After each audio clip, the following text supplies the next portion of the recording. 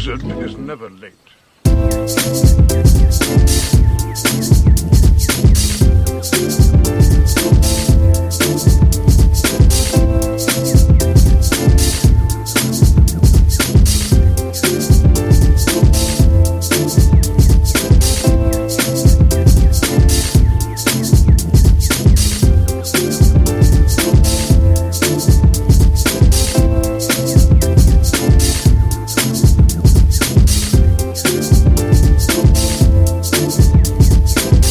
Nor is he early.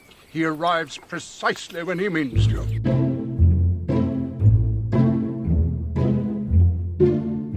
Hello and welcome to another episode of We're Not Wizards. My name's Richard. I will be your host for today or tomorrow, potentially yesterday, depending on when you're listening to this.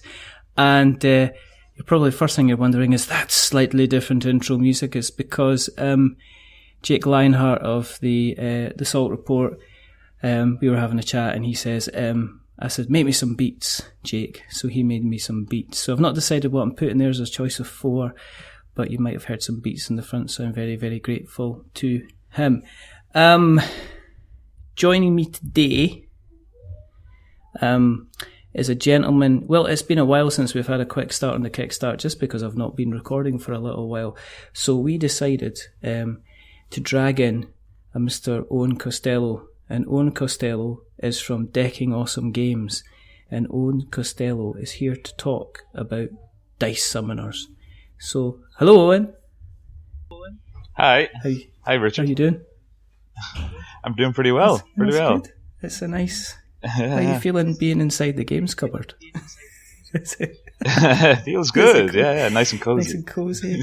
Well, that's the thing about cardboard is it's just potentially lots and lots of insulation. So at the time I thought, this is cool, I'll have a cupboard full of games and then I'll record in it, but then I realised pretty quickly that it's like, after a while it's like standing near a furnace, so it's not that great. But thank you for coming on. It's good to... Thank you very much for having me. It's good.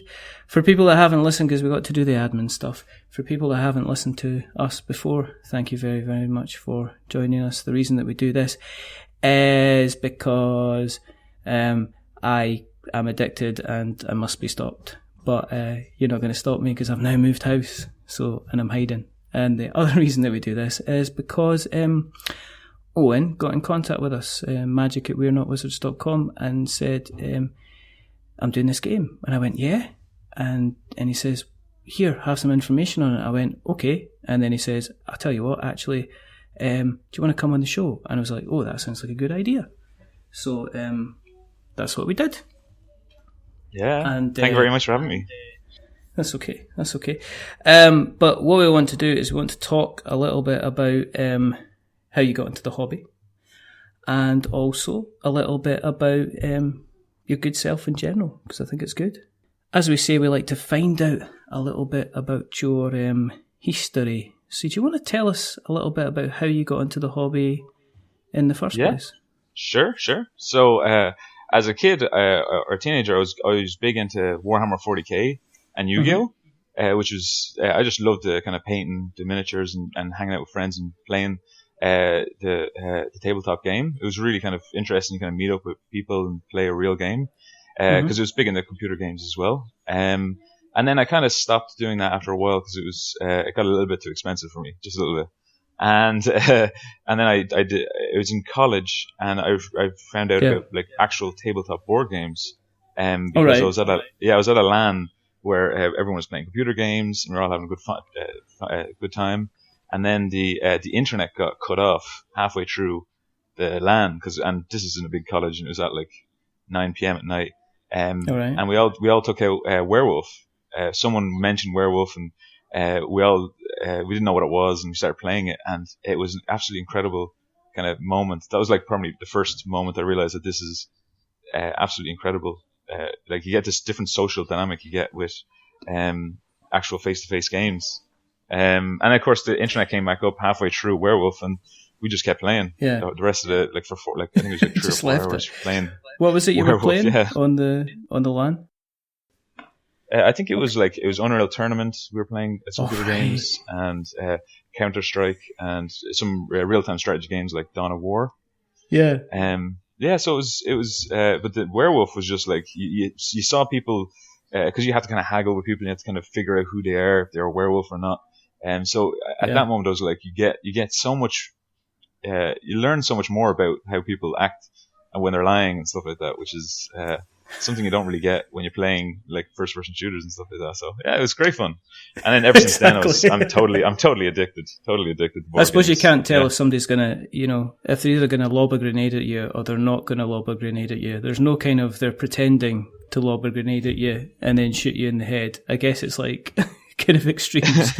I guess the thing with werewolf is, well, I might be attacking you, I might not be attacking you, I might kind of decide. And I think for people that are maybe thinking board games being rolling a dice and moving pieces about, to say that, well, what do you do? How do you start this off? Well, I'll tell you what, we're all going to gather in a circle and then we're all going to close our eyes. It's like, well, how the hell does how does that work? How's that a board game? So it's kind of like an interesting way of doing things. It's a strange idea, board games, because the board games kind of encompasses such a wide spectrum of like things like card games and, like you're saying, these social dynamic games that don't even have components, which is so, like, when you're bringing new people into the hobby and you say it's a board game, they do tend to think of Monopoly and stuff like that, which is only like a small part of it. I think the interesting thing is the fact that people are still finding almost like mini genres within the bigger genres. They're kind of like bringing together new mechanics and putting new mechanics together and stuff like that as well, which is always pretty cool. There's always somebody saying, well, this is what you do this, and except you're collecting this and you're doing that. And there's like, that's extraordinary. How come nobody kind of thought of that? And it seems to be the kind of the gift that kind of keeps on giving. It sometimes I know fails a little bit. Yeah, you could say it's like 10 years' time, you could be thinking of whole new different mechanics. Like a really big one lately is the Legacy games, like Pandemic Legacy, stuff which are just incredible to play. And you think to yourself, how has this not been made before? Those kind of that mechanics. I don't know. And I think it's also not a case that the guys that are leading in the market can be necessarily the guys who are going to come up with the next big thing. I mean, if you think about, say, Codenames, or something like that, Codenames, even, the Mind, and that's from Pandasaurus, I think. Now, they're obviously known for, they're obviously well known for like Wasteland Express delivery services, big, huge, chunky pick up and deliver game. They're also obviously known for Dinosaur Island as well. But then they've got the Mind, which is this strange kind of social deduction kind of thing, which is very, very strange indeed. Was that a good couple of years ago that you kind of got introduced into the hobby? Have you got quite a substantial collection now then? Yeah. So that was about 9 years ago, and so ever since then it was kind of I tend to play a lot of smaller games. We tend not to. So we have a lot of kind of 40 minutes to an hour games. Yeah. But we do, it's kind of a group of friends that we have like plays like games like Terra Mystica and obviously Pandemic Legacy, our season 1. But it's grown quite a lot. I don't think I have my actual collection. We tend to share quite a lot with all the people. But it grows. You can't help it. But you see a new game and you have to pick it up. You sharing games, that's kind of interesting. Do you think with the price of games seeming to increase, that's more of a common thing? That, it's not like, okay, look at it, it's not like video games. I'll have a copy of Dark Souls remastered. My friend will have a copy of Dark Souls remastered. We'll all have a copy of Dark Souls remastered. It's not a case that we'll all kind of, one of us will have a copy of the game and then everybody else will kind of like, share it and play it around. I think in board games now you get somebody saying, well, I'm going to go and pledge in this game, or I'll go and pick up a copy of this game, and people will decide whether or not it's kind of good enough, and they'll pick up their own copy. Yeah, that's very true. You can just share with other people as you're going through, and like if you have a gaming group of people and you find a game you might think they like, and then you can just trade it with other people. It's really kind of cool. I like to make sure that I at least play a game like 4 or 5 times before I'll buy a new game, because otherwise I'll just end up with loads and loads of unopened games. like my cupboard. Yeah, like I'm looking at my gaming shelf right now, and I can see 4 or 5 games I haven't played. Exactly. It's the worst. It's like, I don't know. I think I finally put my foot down this year and went, I'm going to stop. This is my cupboard. There are many other cupboards like it, but this is mine, and this is the finite space that I have to put anything kind of connected into the hobby. So if there's going to be anything that's external to the hobby that's not going to fit in the cupboard, or in the hobby that's not going to fit in the cupboard, something else is going to have to go. And I think you have to play it like that, because otherwise you end up with a whole pile of games kind of going wrong, which again comes back to the sharing stuff. I mean, there's a fabulous, and he's getting a shout out because he's a wonderful guy, called Andy, who he goes to the game group that I go to, and he's a big, huge collector of card games. So he's got like Legend of the Five Rings, and he's got like Star Wars Destiny is like one of his big jams. But he's one of these guys that if anybody's going to go out and go all in to a game, especially a card game, it's usually him that does it. But then he'll come like turn up and say, "Oh, I got this as a secondary set, so you can just have it." So like the other week, he's like, "Oh, do you want this? I got these in the sale, but I decided I've got all my decks done, so I don't need them. Do you want this kind of all these spare cards from Star Wars Destiny?" So I've got like masses of stuff, and he won't take any money off you, Owen.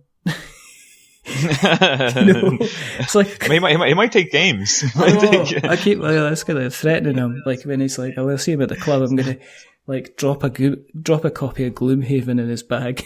Just something he won't notice. Just like, "Go, but what's that?" "Oh, nothing, mate. Oh, my bag's got really heavy. Oh, I don't know what that is." "Don't open it. Wait until you get home." It's like, yeah, like they've made a bag big enough for Gloomhaven. I'm sure they've not.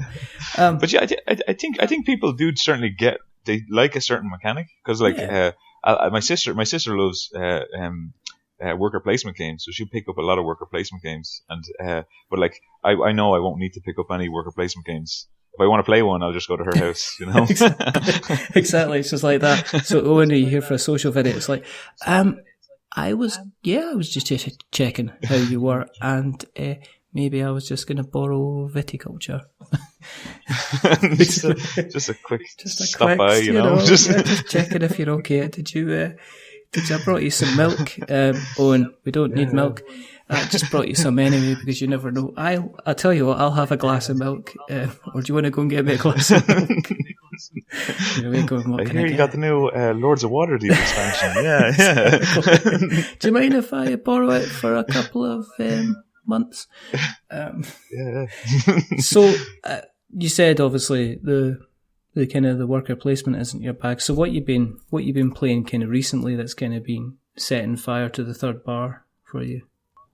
Oh well, like I like to mix around with a lot of different types of games, but I recently been playing Dice Forge, which is just, I love that type of game. I love dice type of games, and it's kind of a cool mechanic where you can build your own dice, kind of like dice building, like because you see a lot nowadays of more and more deck building and card building kind of games. Yeah. And I just love the style of Dice Forge. And it's really simple to play. And I love the simplicity of Dice Forge. I mean, it's just a case of you start off, and for people that haven't seen it, and Owen, please interrupt me if I'm talking absolute rubbish, but basically you are you're basically trying to gain favour, gain gold, gain victory points, but you're given kind of like dice, and on these dice you can change the faces. So what you can do is you can either go for like victory points or power, or you can go for like money. And the more money that you get, you can buy different die faces.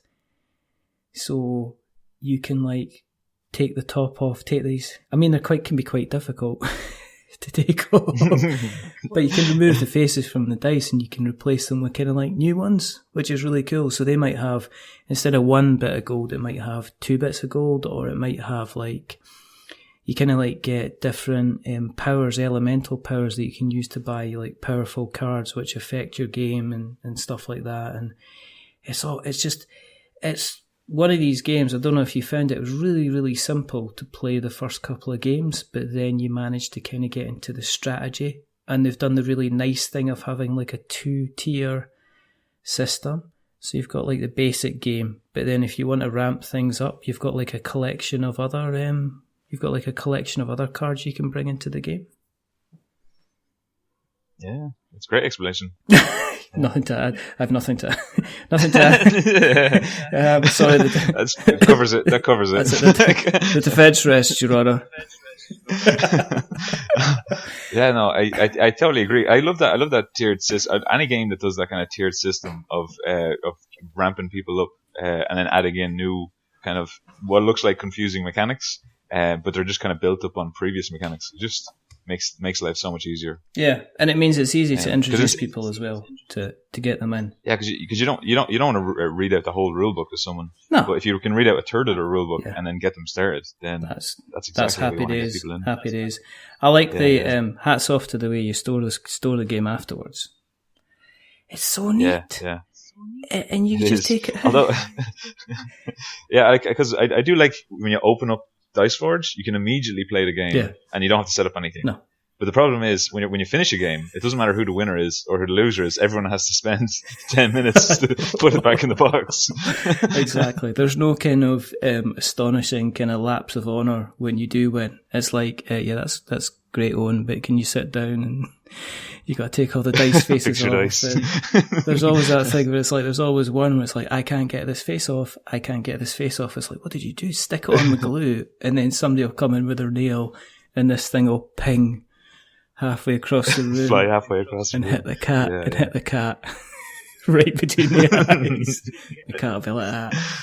Don't you play Dice Forge again? Next thing you know, half the counters are gone and they're found in the cat basket, and some of them are slightly chewed, so you can't put the faces on the dice as well. I'm pretty sure that's a mechanic of the game, though. I think the designer intended that. Exactly. I'm pretty sure that was forged. It's like the 5 faces, they're really, really easy to take off, but this 6th one, it's a bit sticky. Do you want us to change that? No, it's fine. No, you just leave that on, kind of thing, which is kind of cool. It's a social dynamic to the game, you know. Exactly. It's called, I don't know. It's kind of like loser's remorse or something like that. It's called. I mean, I want to induce fun and rage, which is always good. It helps you not concentrate on the game. You're not concentrating on the game. You're concentrating on the.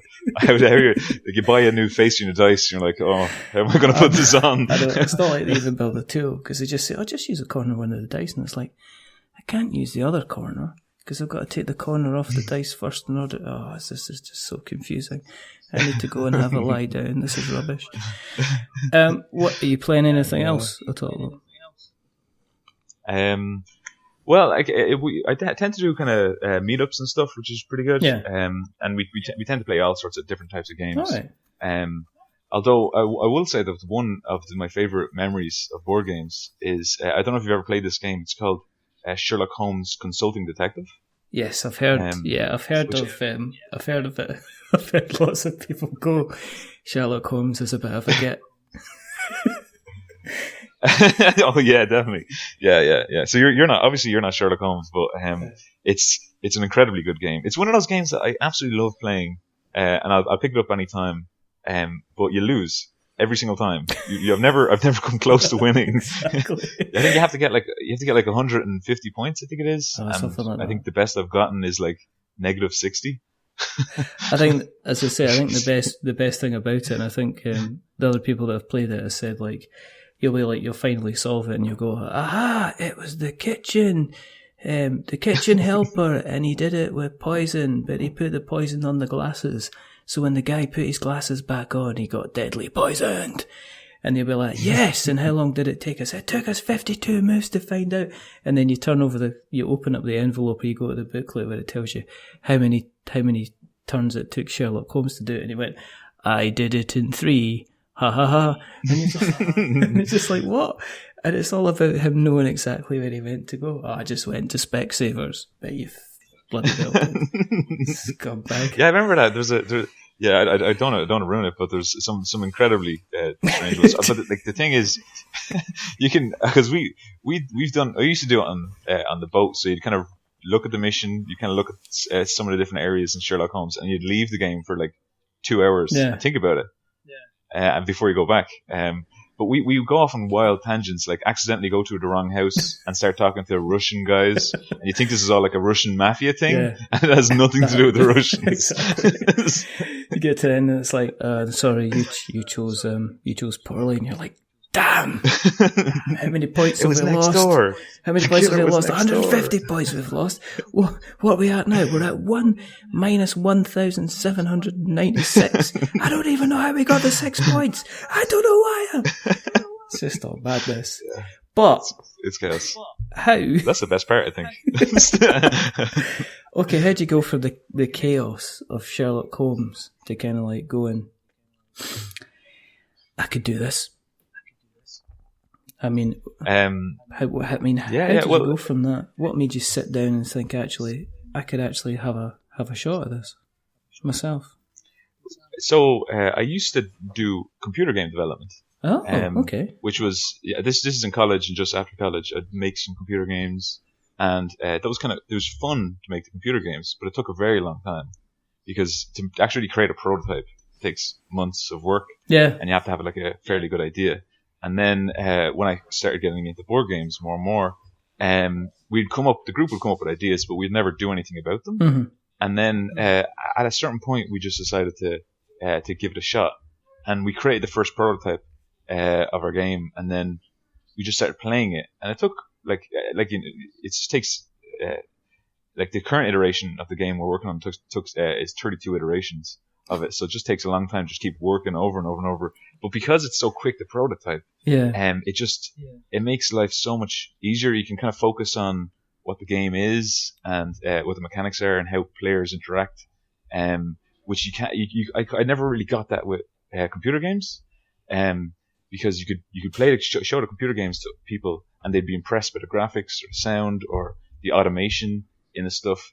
But in board games, you can have a piece of paper and it can look terrible. Yeah. And it can be like a doodles written on it, and people will their imagination just takes over, and they don't care about the graphics at all. No. And you can just solely focus on the mechanics of it. And I thought that was I'm way more into board game design than I am computer game design now. I think John Gilmore, friend of the show. All round generally nice guy. I mean, he is a generally nice guy. It's not like he's closed behind doors. He's like going about being nasty to things. He's just genuinely nice. But he's like got like a toolbox, like an entire rack just full of like pieces of paper and meeples and dice and counters and stuff like that.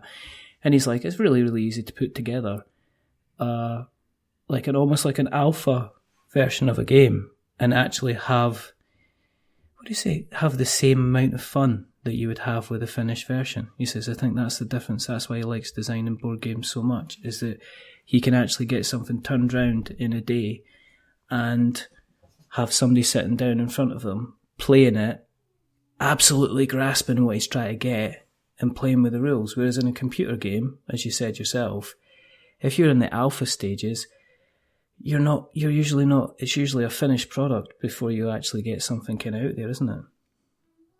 Yeah, and people, and it's so much harder. In board games, it's really easy to take pieces out of a board game. Yeah. So imagine, if you have a prototype and you're showing it to a bunch of people, and you can see in their face and what they're saying that they love specific parts of the game. So maybe like a start of the game, they like this mechanic, and say they don't like other part of the game. They in a computer game, it's so difficult to take that out because you spent so much time on that specific thing, whether it's like a dialogue between characters or if it's a specific like shooting mechanic. You don't want to take that out, even if people don't like it. Whereas in board games, because you can prototype so quickly, you can just take that whole thing out and streamline it and make it simpler, and then just go to what people are actually finding fun with the game and what people are connecting with. Yeah. And then you can just have that in the game, and you don't feel as emotionally invested or like you can take it out and still feel like it's a complete game. Which I find incredible. I suppose it's a thing of like, if somebody says to you, okay, well, this doesn't balance out and you're only getting kind of two life points back, you can just, reach over them and say, get your black Sharpie pen out and just go, now it's 3. There you go. And you get to try it with that. And it's relatively easy to kind of print off kind of materials. I'm not very good at getting bad feedback, so I would probably grab the card off them, slap them across the head with it, lean on the back of their head, write the number 3 as big as possible, slam it in front of them and go, it's 3 now, okay? And then, storm off and have a cry about my horrible personality. Well, we've had loads and loads. We've had I don't know, probably hundreds of playtesters at this point of the game. Yeah.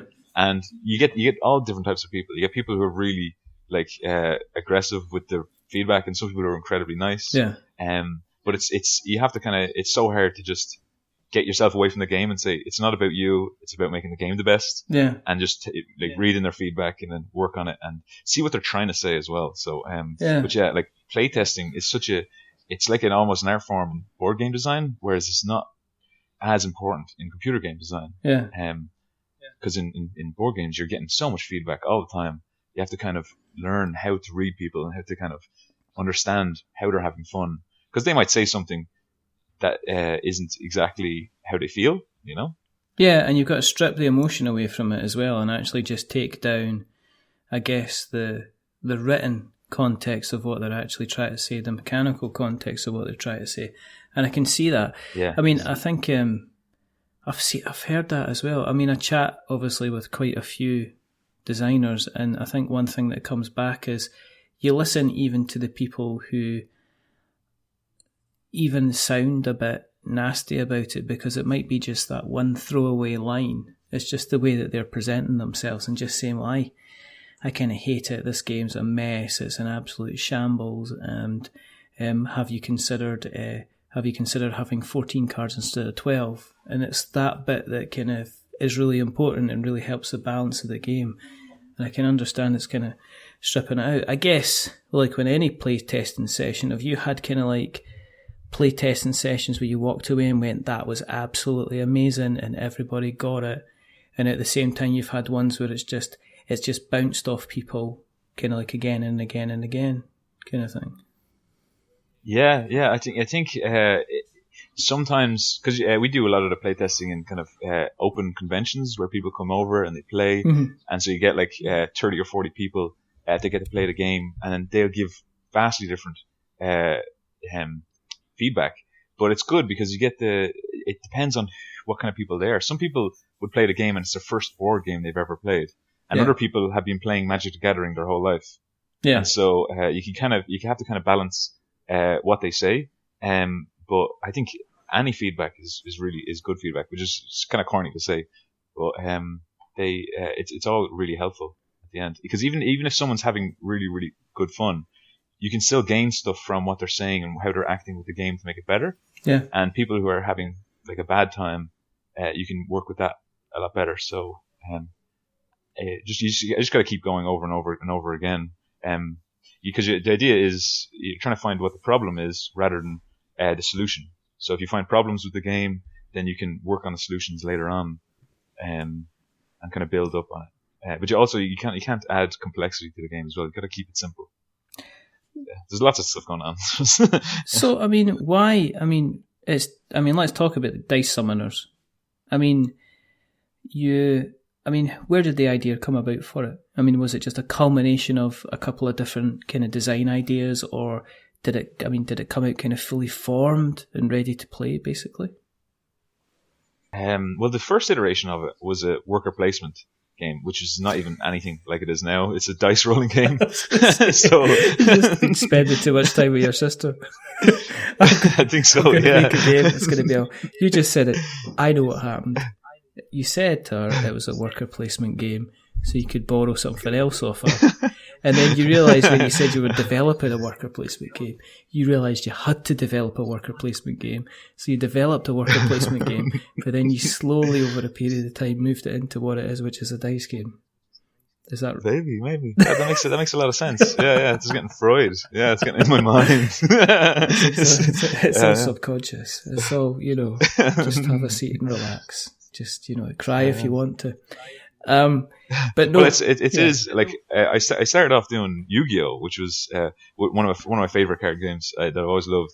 And one of the things that kind of frustrated me when Yu-Gi-Oh, which is in most of the card games, is that you pick up 5 cards, and then you can't.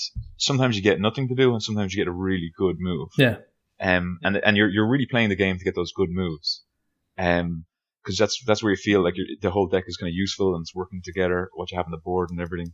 And then so what I decided was we're gonna use the dice as the randomness instead of the deck. Okay. And the idea is that the dice would then be like your actions on the board, and you can kind of build up your army and your. So the idea is you're always giving the player an option of something to do. Whether they want to kind of build up their army or they want to attack or all these kind of different strategy options, even at the start of the game at the very end, because we just want to make sure that people have choice, because that's the one thing we felt was lacking sometimes, not all the time, but every now and then you pick up 5 cards, you wouldn't have any choice. But yeah, and then we so we also noticed that in obviously in Yu-Gi-Oh and stuff, people have their own different decks. Yes. So we thought we'd have a common pool of cards, kind of like Dominion, where you can kind of pick up and build up your army from that. And that kind of, before the game starts, instead of you developing your Yu-Gi-Oh deck, you're kind of both working together to develop the deck between each other. Right, okay. Because the only other place I've seen that is, I think it's Star Realms has like a common pool of, a common kind of deck in the centre that everybody draws from. And then from there, from that choice that they have to kind of develop their own kind of deck, which is always interesting to me because, there is, I mean, my son plays, he used to play Pokemon quite a lot and he used to play Yu-Gi-Oh! But he used to have the combinations worked out for all his deck, and I'm a bear of very small brain. And I'd play like playing a card, I'm going to play this. And he'd just go, right, I'm going to counteract this, I'm going to do this, I'm going to go away, I'm going to make a bacon sandwich, I'm going to come back, I'm going to lay these 5 cards, I'm going to kick your ass, and I'm going to make you cry and give me £50. Boom. And then there was nothing I could absolutely do. Whereas, something like Star Realms, there is always, because you're coming from the same kind of pool, it is a little bit more, there's a little bit more randomness, but you're kind of both building your deck. There's no kind of pre-drafted stuff, which is always interesting. It comes down to skill. It comes down to, yes, there's a lot of luck, but it comes down to, do I play this card now, or what order do I play the cards in, or do I kind of hold back, kind of thing.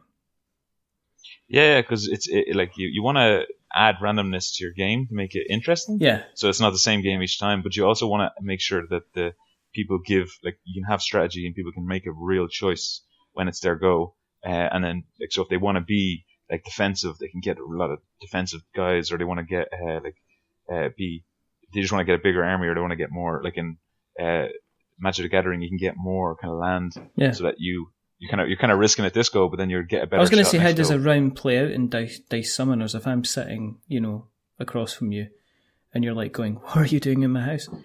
But how? So yeah, the idea is that you'll start off with 3 creatures and 3 spells, or spell sets, and then those creatures will give you dice, and those dice then you roll, and then based on the symbols on the dice, you get to do specific actions. So you start off with 3 dice, and then as you gain more monsters, more creatures with more more advanced creatures, and they get bigger, you're going to get different types of dice, more dice, and you'll be able to choose kind of how you want to play the game. Do you want to go for less dice but be stronger attacks, or do you want to risk it and have this kind of interesting creature that is difficult to attack with, but gives you a much better payoff? So you just all you do is just roll the dice, and then you pick your actions based on those dice. So it's pretty easy to pick up, and then there's lots and lots of there's a load of different types of cards, and then in the box comes with because obviously it's you got a common pool of cards in the middle. So we have loads and loads of cards to be able to mix and match different types of cards. But it all comes in the box. There's no like expansions or booster packs or anything. Was it when you were going through something like this? Is this when the playtesting became important? Because obviously with random cards, I take it, do they kind of proc each other and stack together and stuff? Was it important to kind of make sure nothing kind of broke the game? Yeah. I think you do lots and lots of playtesting, and people tend to love certain aspects of the game. They like how kind of simple it is, so you want to keep the simplicity. Yeah. But you also want to make sure that people have, if they want, like after the first game, you want to add in more complexity if they want to, which they can do with like other cards. And so playtesting is very important. There's certain things that people want, like they see in other card games, like Yu-Gi-Oh! And Magic the Gathering. Yeah. Where you can kind of combo cards, but you can't make that too strong because you're both working off the same set of cards. Like you can't combo like all healers, because then the game would just go on forever, you know. So you have to make sure that people create a variety of cards. Yeah. And so it's fun. It's fun the whole way through because you want to split the game into like the beginning, middle, and the end. Yeah. And make sure it's fun the whole way through. With the game, and you putting together kind of like the, you know, obviously different kind of creatures and stuff like that. Did you feel kind of like a need to kind of introduce any kind of lore or a bigger story behind it and stuff like that? Or were you just going to be, let's get the game out there, let's put the mechanics together, let's get it looking kind of decent? Was it kind of a mixture between the two? Especially you saying you're coming from like a Yu-Gi-Oh! Background, obviously there's massive kind of lore implications behind that, just because there's like obviously the cartoon and everything behind it. Yeah, the media behind it. Yeah, well, there is a backstory behind the cards. Mm-hmm. So like there are all these different types of creatures. They're from like different factions of like you have like these Greek kind of manticores and griffins, mm-hmm. and then you have these like demons of like Baphomet and angels. So it's all coming from real world kind of mythology, except for like the dinosaurs, which are they're actually real. We've done everything except the dinosaurs. Well, the dinosaurs are okay. Yeah. But the idea is that you're kind of summoning forth things, and mythology is obviously real in this world. Yeah. And so you have like, you can bring back using like science, bring back these dinosaurs, and using demonolatry, you can kind of bring back these demons, and then have them fight. And that's kind of like where the lore comes in. But we don't want to hit on it too much, just because it's kind of up to the people to kind of to decide. Like you want to have people to kind of figure out what they want to get out of the game. Yeah, I mean you've got you're starting off with a decent number of cards. You got like about 128 cards, you say, in the kind of the game. Does that not take ages to design? I mean, you know, because I'd get to number 7 and probably go, I'll just start copying all of these. Well, no, you kind of have to kind of break the game down into lots of different sections. So, like I was saying, beginning, middle, and end. You have these cards that are great at the start of the game, and then so you come up with these ideas of all these different types of cards, and then you make sure they're all balanced in that area. Mm-hmm. And then you just have to make sure that there's a balance between as the game progresses, the creatures get bigger and stronger, but relative to how they work. And then you also have other things like that do permanent buffs to everything, and you've like curse cards that affect other people. So you have to make sure everything kind of balances. But I think it's kind of it's really fun to see people play, and when they're given a choice that they have, like say they have 3 choices they can make, they can curse or they can do all sorts of different things. Those 3 choices are equally good, because if you have one choice always the best, then they're always going to pick that choice. Yeah. If you have like a creature that's incredibly good, they're always going to pick that creature. But I love seeing when people they love spells because they play Magic the Gathering or something like that. So they'll always go for spells only, and they'll try and win that way. And that's a viable strategy if the dice kind of work out in your favor. And then some guy would want to go with curses or like auras or something. And then so no matter you look at the cards, you might not fully understand the game, but you already come up with a strategy in your head of what you want to do. Mm-hmm.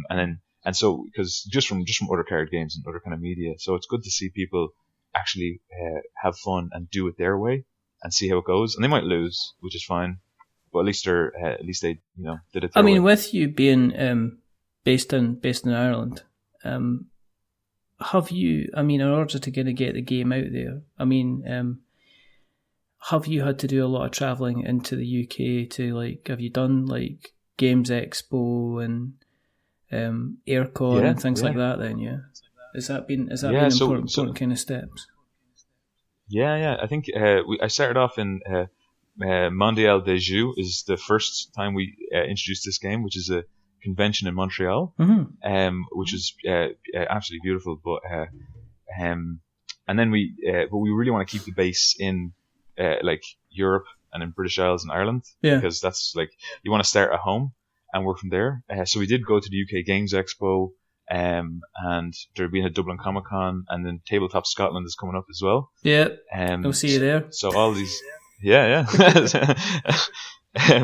So there's so many cool conventions all around the British Isles and Ireland, and we just show the game to people, and we see if they have fun. We get really good positive feedback from people, and it's just about kind of getting people to join the mailing list and getting people to go on social media for the Kickstarter. But I think it's really, really fun to go to these conventions and just see people play the game. Yeah. I mean, from this being kind of obviously a new project, I mean, is this really, really the big thing now to create as much noise as possible before you launch the Kickstarter itself? Because I mean, when you contacted me, you were thinking, the date for the Kickstarter was going to be kind of middle of September. And you contacted me a good couple of weeks ago as well. So it sounds like you're already kind of organised and trying to kind of make noise, get the kind of the name out there, get it in front of kind of previewers and reviewers and things like that. I mean, has that been an awareness? Because I'm aware that I get contacted by people who say, "Oh, could you help us with this?" And it's well, when's the Kickstarter campaign running? And it's well, it started yesterday, kind of thing. So yeah, I totally agree with you that it's strange, because as a board game designer, there's three of us working in Decking Awesome Games, and we're all kind of designers, and so. But the thing is, in a board game, when you're doing Kickstarter and you want to publish yourself, you kind of have to be every role of a company, which is tough. So you have to be the guy, the accountant, and you have to be the marketer and the sales guy.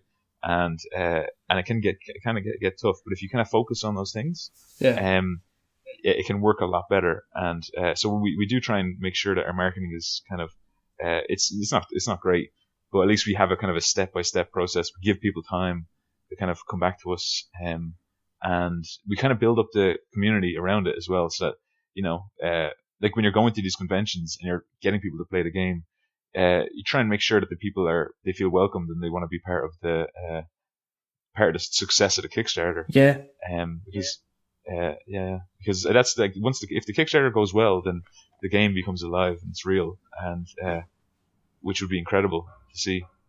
No, I've known designers who, everybody has their dark clouds and stuff like that, and I know of designers who, it's I can. You give me 5 bits of paper and 2 dice and I'll design you a game in 5 minutes, but please don't make me stand in front of more than 5 people and get me to explain it, because I just can't. You get people who, they have issues with, anxiety, or just, or even just getting on social media. It's what the hell would I do with a hashtag? What do I do with this? Why do I need to have all these followers? What's Facebook about? What am I doing with Instagram? And it's all of a sudden to say, somebody who's completely competent and has been thinking about designing a game for a while and has that totally down and totally nailed, can then come adrift because they're not aware of the number of insights they should have whenever they make a tweet, which sounds like it's a strange thing to do. And it's the other thing is as well, it's really kind of difficult to, there's people that will show you how to do social media, but there's not somebody that will there's general stuff, but there's not somebody that will kind of sit you down for 5 minutes and say, okay, here's the 4 or 5 things that you should be doing right now in order to help you, which is it's a very strange. It's a totally different skill set, and we've had serious problems. We've done lots of things that are kind of completely wasted. And so like you got to make sure you got to just try everything. That's probably the only advice you can give, because like stuff like sometimes Facebook won't work so well in specific campaigns. And it also depends on the type of game you're kind of pushing. But yeah, like once the game is finished and you finish designing the game, that's not this finish. That's not the finish. You don't just start Kickstarter the next day. No. There's like you gotta become a company, unless you're like selling to a publisher. Which is probably what a lot of people would consider doing. But yeah, no, we wanted it. We just wanted to have this as our game. Because I think it's just like it might not go as well, but at least it'll be real and it'll be kind of what we wanted. But I see a lot of people kind of like using Kickstarter as an entire kind of learning experience. I see some people using Kickstarter and having a successful campaign and saying, right, I've done my one game. I'm not doing anything more. I mean, I think, in terms of Kickstarter itself, funding goals seem to be coming up a lot as a topic of conversation, and I see very, very low kind of funding goals, and I see so many low funding goals. I'm like, how the heck are you even doing this? How are you able to produce a game? Because I spoke to kind of like Panda and people like that, and I know they gave me costs and things, just as an idea. And I was like, I'm looking at some of these Kickstarter campaigns, I'm like, how are you even doing that without actually sinking money? I mean, is there from you kind of doing your research and stuff like that, is the kind of the trend of having a very, very low funding goal, is that damaging kind of small, newer guys like yourself? Is that not helping kind of thing? So like it's tough because you don't have like, so like when we're doing the company, you don't have like a whole lot of money to work with anything, but you do put in some of your own money. But when it comes to Kickstarter, like manufacturing, you're trying to manufacture probably like 1,000 games, or like that's your minimum you can kind of get. But yeah, Kickstarter is a great way of just figuring out if the game is people like it and people want to buy it. So if you get like say 200 people, 300 people to buy the game, then that can cover the cost of the 1,000, and then you can start selling that game. And then, but the idea is you're trying to make sure that you have enough money for like another game. And then you can kind of build up after that. Because like obviously we put in money for like prototyping and making sure that you have one-time costs of like engraving dice and stuff like that. So there's all these kind of costs that come associated with it. So even if the Kickstarter fails, you're still sunk in some money into it. So yeah, all these things you have to kind of be aware of before you get into it. That it can be quite difficult. Well, I know some people that are going to. The plan is to do the kind of the simple, safe, easily successful kind of guaranteed kind of Kickstarter, as if there's such a thing. But then use that I'd love to know. But use that to kind of like to the riskier projects, because they say, well, once you've done like one project, you've got almost like the backing audience, so you can go back, and as long as you work your ass off and deliver on time and everybody's kind of happy, then you can guarantee if it's, you'll get a return, you'll get people coming back. If you get 400 backers, you'll get like, 175, 180 people instantly rocking up to your door and pledging, which is always a kind of like a good thing. But I know, I think the landscape keeps on changing, and as you've seen recently, Kickstarter saying, well, we're going to do pre-orders for certain publishers now as well, and just like, you're doing what? That's a whole separate. The publishers that can afford to do they don't need to do a Kickstarter. That's a separate thing altogether. It's another. But like, I've ranted. I think because sorry. Most designers have this thing when they're doing their first game, which is they want to have the biggest, best game out there, and so they'll have the first game is like it's got minis and it's got like dice and it's got all these different types of things, and it'll end up costing like 50 or 60 euro. Which is, you got to start off small when it comes to Kickstarter. Just to get your backing and just get everybody involved. Unless you're absolutely wired to the moon like Frank West, who went out and did, right, I'm going to do the City of Kings. And if it's like, Frank, what are you doing? He says, I'm I'm going to get a box out there that's the size of a small child, and it's like, okay. And he did the City of Kings, and he totally did it. But I seem to keep bumping into these people, like Mark, the absolutely wonderful and beautiful person that is Mark Neidlinger, who's got Vindication, and he again, went out and says, I'm just going to do this, and he did like his 6. There's a lot of people. I mean, for all, I don't want to be the I'm not going to be the doom and gloom guy, because there's a lot of people that we've had on the show that have done really, really well on Kickstarter, that have done well, that they've got funded, that they've got, the money.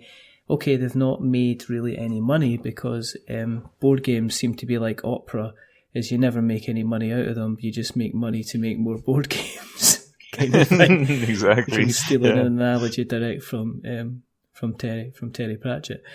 Have you got, is the September, I think the September 13th, you said, is that still the firm date for launch? Yeah. It is, yeah. That's our firm date. Okay. And have you got kind of prices and stuff like that for what you're thinking of the different kind of pledge levels, or are you still kind of working that out?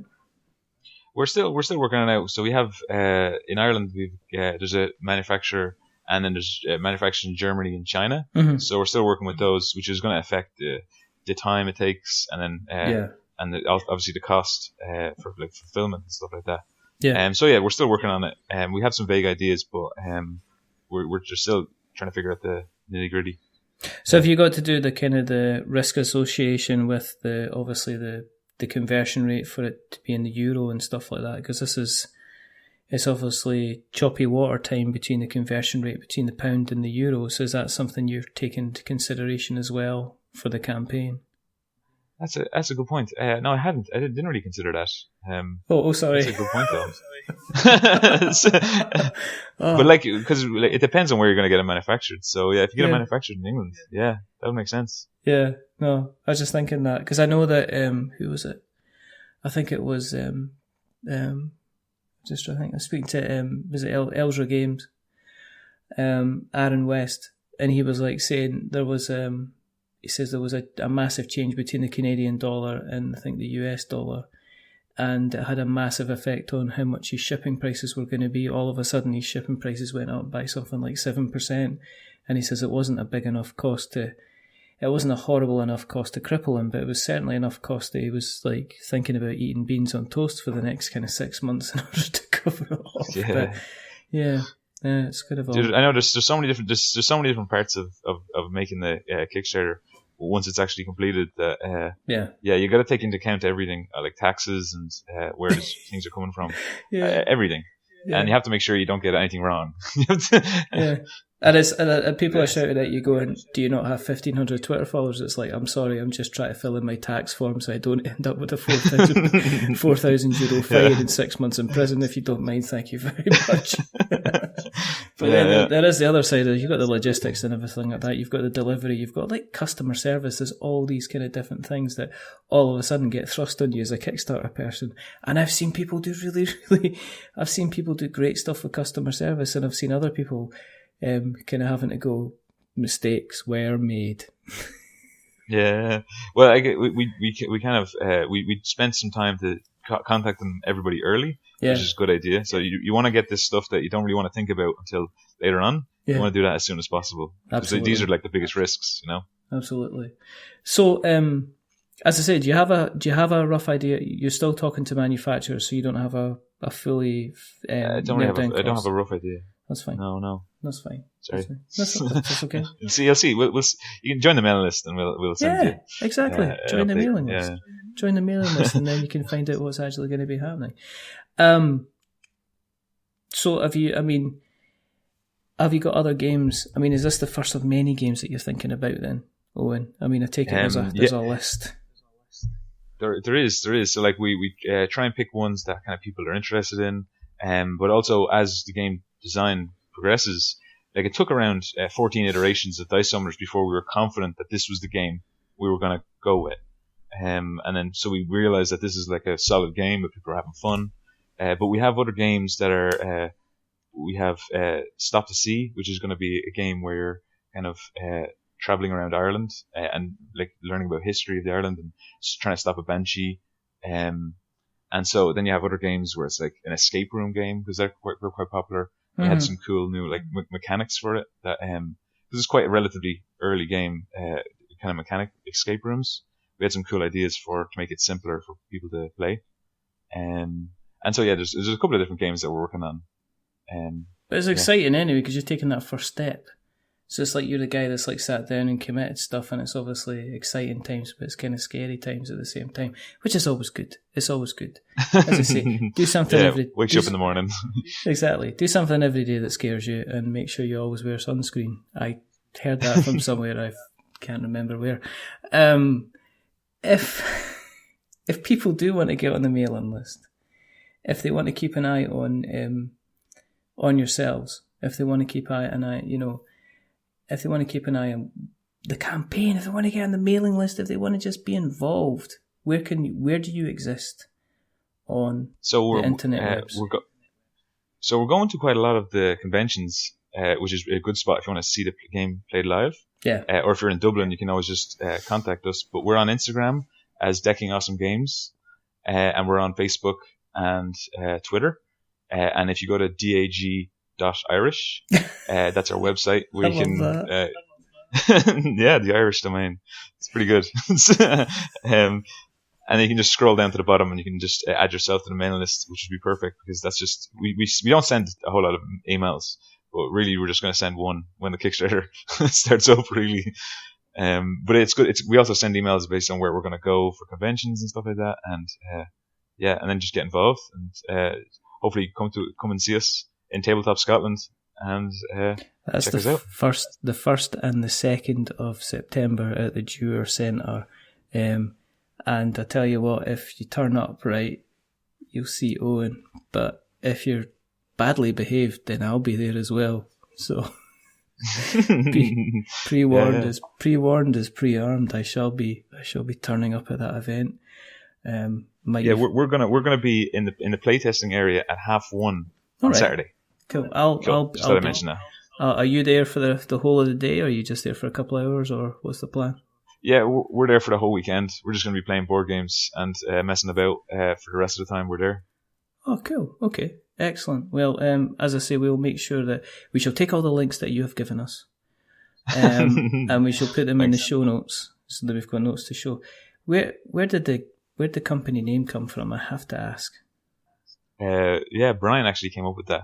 Decking Awesome Games. Yeah. It was one of those things that he just thought of, and it was just perfect. So we went with it. It just sit well. Just like that. That sounds good. Yep. Can we get the domain name? Yes, we can. Can we get the Instagram? That's what it is, isn't it? Can we get the Instagram? Yeah. Can we get the Twitter account? Can we get the Facebook page? Yes, we can. That'll do. And is it a pun? Is it a pun? That's perfect. Yeah, exactly. We're going to make sure it's a pun. Let's do it. Is it about deck building? Yes, it is. Should we put the word deck in? Yes, it is. You better watch out, because you'll get somebody asking to sort out their garden.